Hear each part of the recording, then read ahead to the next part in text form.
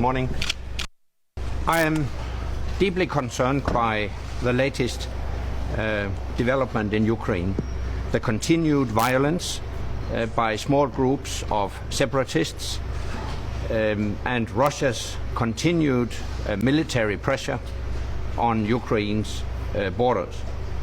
I call on Russia to de-escalate the crisis, to pull back its troops from Ukraine's borders, to stop destabilizing the situation in Ukraine, and make clear that it doesn't support the violent actions of pro-Russian separatists. Russia should stop being part of the problem and start being part of the solution. In today's meeting, I will inform EU ministers about the measures NATO has taken and will take to further strengthen collective defense at sea, in the air, on land. These measures will follow three tracks: reinforced defense plans, enhanced exercises, and appropriate deployments.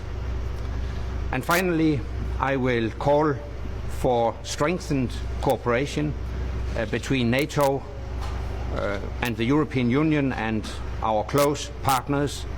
We need to train and exercise more together, for instance, the NATO response force and the EU battle groups, so that we stand ready for whatever the future may bring. What would it take for NATO to get involved militarily in Ukraine? Beg your pardon? What would it take for NATO to get involved militarily in Ukraine? We are not discussing military options. We do believe that the right forward is to find a political and diplomatic solution. However, we are focused militarily on strengthening defense of our allies. That's our core task. In a phone call with President Obama, President Putin said that all the accusations are only based on speculation.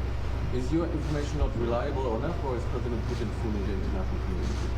Of course, our information is reliable, and I think the Russian behavior and actions on the ground speak for themselves. Have you seen any more evidence to prove the actual hand of Russia on the ground in Ukraine?